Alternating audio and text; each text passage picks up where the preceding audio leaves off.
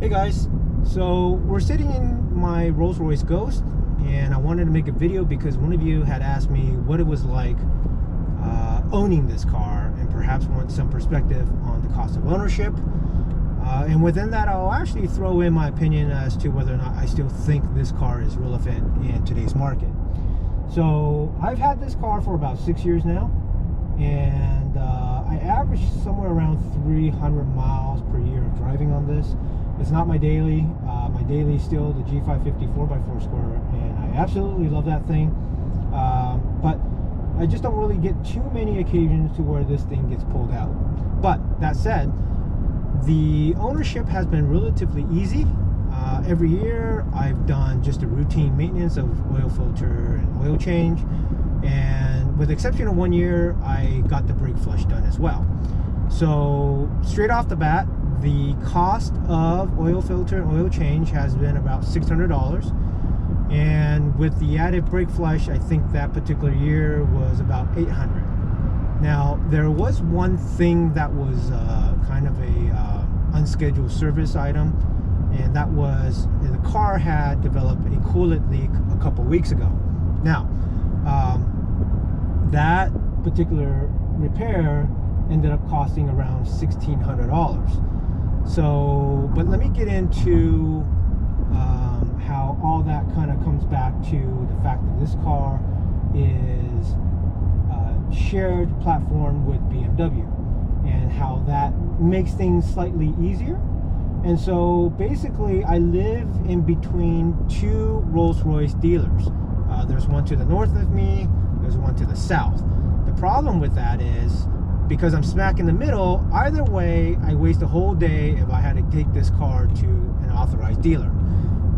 It's one of those things where if I wake up in the morning, I won't get home until late afternoon, and that's just due to traffic and distance. So it's a bit inconvenient.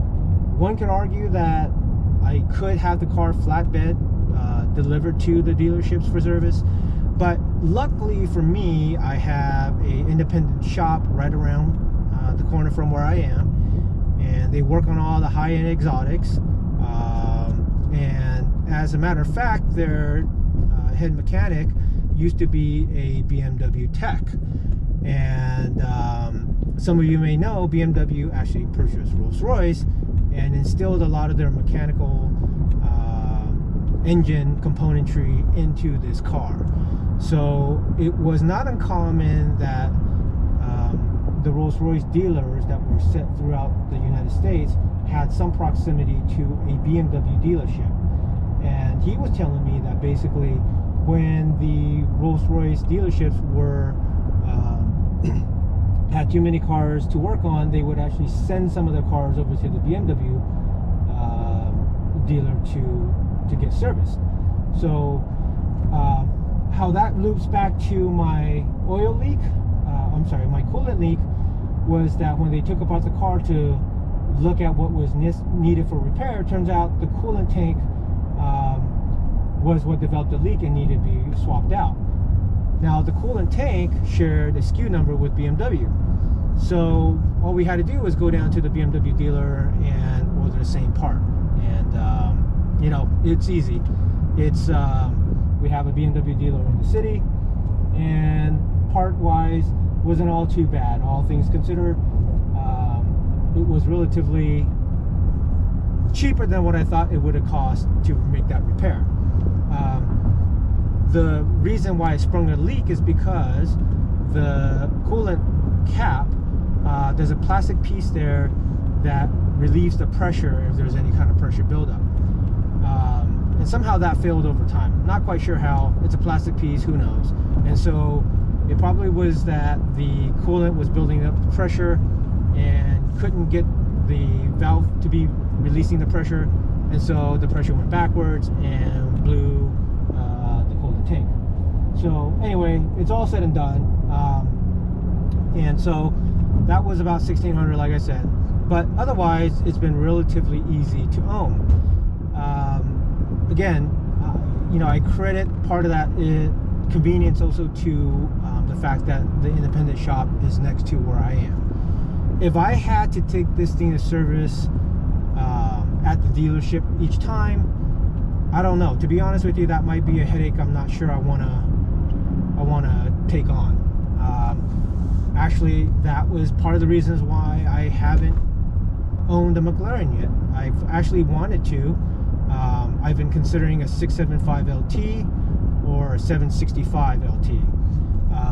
But you know, the reliability issues that you hear about those brands, and the fact that the dealership is nowhere near where I am, it's just a headache I'm not ready to take on.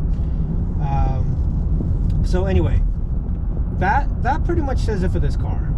You know, unless you have a bespoke item to Rolls-Royce, like a trim piece that's inside the interior of the car that's unique to Rolls-Royce and that has been damaged or need to be repaired or replaced, you know, that might be a little more of a challenge, because you're gonna have to go through Rolls-Royce's network to obtain the part. And I don't know what they charge. I mean, it depends on what item broke or needs to be replaced. So maybe luckily enough, my experience has not been something that required specifically a Rolls-Royce dealer to repair. You know, that might say a few things about the cost of ownership as well. Now, when I purchased this car, I had Rolls-Royce, a dealership, look it over from head to toe. I'm the second owner, and the first owner probably did as good of a job as I did for my own ownership. So what do I mean by that?